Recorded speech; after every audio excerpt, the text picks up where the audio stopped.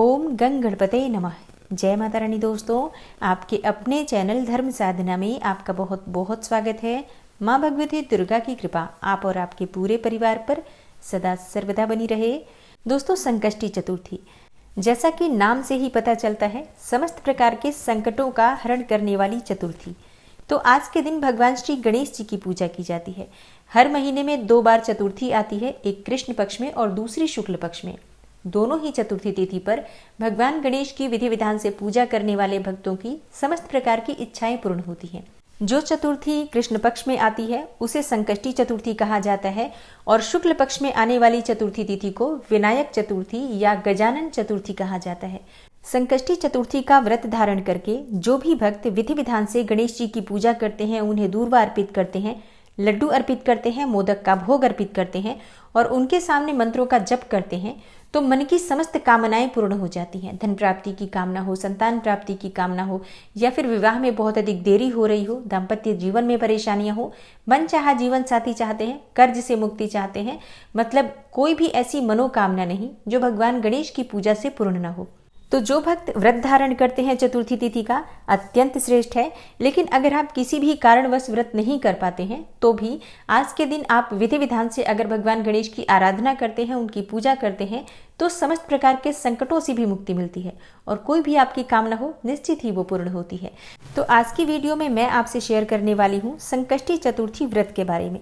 पौष मास की संकष्टी चतुर्थी का व्रत कब रखा जाएगा, चतुर्थी तिथि कब प्रारंभ हो रही है, कब समाप्त हो रही है और चंद्रमा के दर्शन करके ये व्रत खोला जाता है तो चंद्र दर्शन का समय क्या होगा, और संकष्टी चतुर्थी के दिन भगवान गणेश की पूजा किस प्रकार से करनी चाहिए, कौन सी वस्तुएं भगवान गणेश को अर्पित करें जिससे कि इस व्रत का संपूर्ण फल आपको प्राप्त हो, या अगर आप पूजा कर रहे हैं तब भी आपकी पूजा का संपूर्ण फल आपको प्राप्त हो और व्रत और पूजा आप जिस भी मनोकामना से कर रहे हैं आपकी वो मनोकामना पूर्ण हो। इसके लिए आज विशेष क्या करना चाहिए, ये संपूर्ण जानकारी आपको आज की वीडियो में शेयर करने वाली हूँ। तो वीडियो को पूरा ज़रूर देखिए और अगर आपको आज की वीडियो अच्छी लगे तो इसे लाइक भी ज़रूर कीजिए।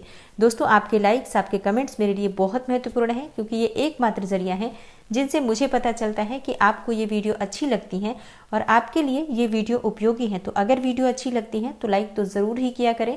इसके साथ ही कमेंट बॉक्स में माता रानी के नाम का जयकारा भी ज़रूर लगाएं। इससे आपको सकारात्मक ऊर्जा की प्राप्ति होती है। और अगर आपका कोई भी सुझाव हो, कोई भी प्रश्न हो या कोई विशेष वीडियो देखना चाहते हैं तो उसके लिए भी आप कमेंट बॉक्स में ज़रूर लिखें।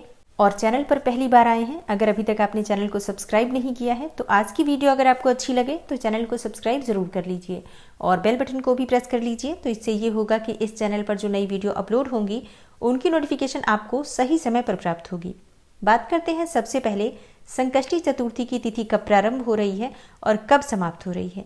देखिए, पौष मास की जो संकष्टी चतुर्थी होती है उसे अखुरत संकष्टी चतुर्थी कहा जाता है और पौष मास के कृष्ण पक्ष में चतुर्थी तिथि का प्रारंभ हो रहा है 11 दिसंबर को, मतलब रविवार के दिन शाम को 4:16 पर और चतुर्थी तिथि समाप्त होगी 12 दिसंबर को शाम 6:48 पर। तो देखिए, संकष्टी चतुर्थी का जब हम व्रत धारण करते हैं तो चंद्रमा को अर्घ्य देकर, चंद्रमा के दर्शन करके और तभी हम अपना व्रत खोलते हैं। और ऐसे में संकष्टी चतुर्थी का जो चंद्रमा हमें प्राप्त हो रहा है वो 11 दिसंबर को, मतलब रविवार के दिन प्राप्त हो रहा है। तो इसलिए 11 दिसंबर को संकष्टी चतुर्थी का व्रत रखा जाएगा। और चंद्र दर्शन का शुभ मुहूर्त क्या होगा ये जानने से पहले सुनते हैं संकष्टी चतुर्थी व्रत की कथा। इस व्रत की कथा के अनुसार एक समय रावण ने स्वर्ग के सभी देवताओं को जीत लिया और संध्या करते हुए बाली को पीछे से जाकर पकड़ लिया। वानर राज बाली रावण को अपनी बगल में दबाकर किष्किंधा नगरी में ले आए और अपने पुत्र अंगद को खेलने के लिए खिलौने की तरह दे दिया। अंगद रावण को खिलौना समझकर रस्सी से बांधकर इधर उधर घुमाते रहते थे। इससे रावण को बहुत कष्ट और दुख होता था। एक दिन रावण ने दुखी मन से अपने पितामह पुलस्त्य जी को याद किया। रावण की यह दशा देखकर पुलस्त्य ऋषि ने विचार किया कि रावण की यह दशा क्यों हुई। उन्होंने मन ही मन सोचा, अभिमान हो जाने पर देव, मनुष्य और असुर सभी की यही गति होती है। पुलस्त्य ऋषि ने रावण से पूछा कि तुमने मुझे क्यों याद किया है। रावण बोला, पितामह, मैं बहुत दुखी हूँ।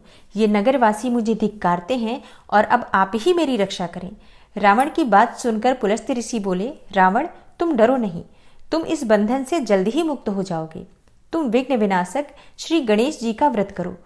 पूर्व काल में वृत्रासुर की हत्या से छुटकारा पाने के लिए इंद्रदेव ने भी इस व्रत को किया था। इसलिए तुम भी विघ्न विनाशक श्री गणेश जी के इस व्रत को अवश्य करो। तब पिता की आज्ञा के अनुसार रावण ने भक्ति पूर्वक इस व्रत को किया और बंधन रहित हो अपने राज्य को पुनः प्राप्त किया। मान्यता के अनुसार जो भी पौष मास की चतुर्थी तिथि पर इस व्रत को श्रद्धा पूर्वक करता है उसे उसके कार्यों में सफलता अवश्य ही प्राप्त होती है और सभी प्रकार के बंधनों से उसे मुक्ति मिलती है।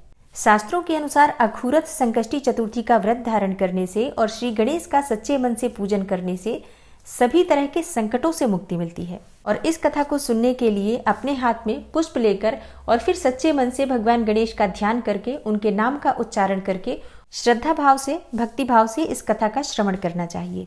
संकष्टी चतुर्थी के दिन प्रातःकाल जल्दी उठकर स्नान कीजिए। उसके बाद साफ स्वच्छ वस्त्र धारण करके भगवान सूर्यदेव को जल अर्पित कीजिए और इसके बाद अपने घर के मंदिर में भगवान गणेश के सामने शुद्ध घी का दीपक प्रज्वलित करके विधि विधान से उनकी पूजा कीजिए। अगर आपके पास भगवान गणेश की मूर्ति है, विग्रह है, तो आप उनका अभिषेक कर सकते हैं, जैसे कि पंचामृत से या कच्चे दूध से या फिर शुद्ध जल से भी भगवान गणेश का आप अभिषेक कर सकते हैं। उन्हें पीले वस्त्र अर्पित करें, पीले पुष्प अर्पित करें, पीला यज्ञोपवीत जरूर अर्पित करें और हल्दी, सिंदूर और अक्षत से भगवान गणेश का तिलक करना चाहिए। और भगवान गणेश की पूजा में दूर्वा अत्यंत आवश्यक है, तो भगवान गणेश को दूर्वा अर्पित करें। दूर्वा की माला आप चाहे तो अर्पित कर सकते हैं। और हाँ, अगर आज के दिन आप 108 दूर्वा की माला भगवान गणेश को अर्पित करते हैं तो आपके मन में चाहे जो भी मनोकामना हो, अपनी मनोकामना करते हुए अर्पित करते हैं तो निश्चित ही आपकी मनोकामना पूर्ण होती है। भगवान गणेश को फलों का भोग अर्पित करना चाहिए। गुड़ और घी का भोग भगवान गणेश को अगर आप अर्पित करते हैं, शुद्ध घी गाय का मिल जाए आपको तो अत्यंत श्रेष्ठ है। नहीं तो जो भी शुद्ध घी आपके पास उपलब्ध हो, घर का बना घी हो तो आप उसका भी प्रयोग कर सकते हैं। शुद्ध घी के साथ गुड़ का भोग भगवान गणेश को अर्पित करने से आर्थिक तंगी दूर होती है, किसी भी प्रकार की गरीबी हो वो दूर होती है। तो आप जरूर अर्पित कीजिए। ये सब चीजें तो घर में ही होती हैं और बहुत आसानी से उपलब्ध होती हैं। और हाँ, बिना व्रत किए भी भगवान गणेश की पूजा में आप ये चीजें अर्पित करेंगे तो निश्चित ही आपकी मनोकामना पूर्ण होती है। इसके अलावा आप चाहें तो फलों का भोग अर्पित कर सकते हैं, लड्डू का भोग अर्पित कर सकते हैं, मोदक का भोग अर्पित कर सकते हैं। जो भी चीजें आपके पास उपलब्ध हो, अपनी उपलब्धता के अनुसार भगवान गणेश को भोग अवश्य अर्पित कीजिए।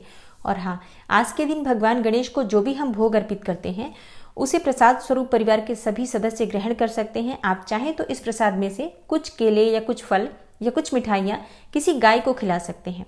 और हाँ, आज के दिन अगर आप हाथी को हरा चारा खिलाते हैं तो इससे आपके जीवन के संकटों से आपको मुक्ति मिलती है। नौकरी में परेशानियां आ रही हैं, व्यापार में परेशानियां आ रही हैं, तो गाय को भी आप चाहे तो हरा चारा खिला सकते हैं। लेकिन आसपास कहीं हाथी हो तो हाथी को हरा चारा या फिर फल खिलाना बहुत श्रेष्ठ माना जाता है। तो विधि विधान से भगवान गणेश की पूजा करके उनके मंत्रों का जप करना चाहिए। ओम गंगणपतये नमः या फिर ओम श्री गणेशाय नमः या किसी भी और मंत्र का आप 108 बार जप कर सकते हैं। इसके अलावा अगर आपकी संतान प्राप्ति की कामना है तो संतान गणपति स्तोत्र का पाठ करना चाहिए। अगर आप शिक्षा में सफलता पाना चाहते हैं, अगर आपको ज्ञान प्राप्ति की कामना है, स्मरण शक्ति कमजोर है आपकी, तो ऐसे में आपको गणपति अथर्व शीर्ष का पाठ करना चाहिए।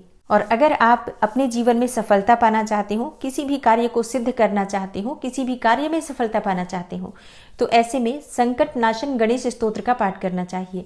संकट नाशन गणेश स्तोत्र का पाठ नियमित अगर आप करते हैं, जैसे आज आप प्रारंभ कर दीजिए और प्रतिदिन अगर आप करते हैं, चाहे तो 11 बार भी कर सकते हैं, बहुत छोटा सा होता है, और आप इसे अगर पढ़ते हैं तो सभी प्रकार के संकटों से आपको मुक्ति मिलती है। किसी भी प्रकार की परेशानी हो जीवन में, चाहे धन से संबंधी परेशानी हो, संतान से संबंधित कोई परेशानी हो, या शिक्षा में, व्यापार में, नौकरी में, अपने जीवन में कहीं भी आपको सफलता प्राप्ति में बाधा आ रही है, आप संकट नाशन गणेश स्तोत्र का पाठ नियमित करना प्रारंभ कीजिए।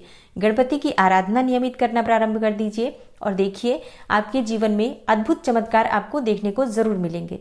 तो 11 दिसंबर को संकष्टी चतुर्थी है, अखूरत संकष्टी चतुर्थी। आप अगर व्रत धारण करते हैं बहुत ही अच्छी बात है, लेकिन अगर आप व्रत नहीं कर पाते हैं तो भी भगवान गणेश की पूजा जरूर करनी चाहिए। हर गृहस्थाश्रमी को चाहिए कि वो भगवान गणेश की पूजा संकष्टी चतुर्थी पर और विनायक चतुर्थी पर जरूर करें। और जो भक्त संकष्टी चतुर्थी का व्रत धारण करते हैं, दिन भर उन्हें फलाहार पर रहना होता है और शाम के समय भगवान गणेश की पूजा करके व्रत की कथा सुनने के बाद और चंद्रमा को अर्घ्य देकर आप अपना व्रत खोल सकते हैं। दोस्तों, आज की वीडियो में संकष्टी चतुर्थी से संबंधित संपूर्ण जानकारी मैंने आपको शेयर की है। आशा करती हूँ आपके लिए उपयोगी होगी। और इससे संबंधित अगर आपका कोई और भी प्रश्न हो तो कमेंट बॉक्स में ज़रूर लिखिए। मिलती हूँ मैं आपसे अगली वीडियो में। तब तक के लिए नमस्कार।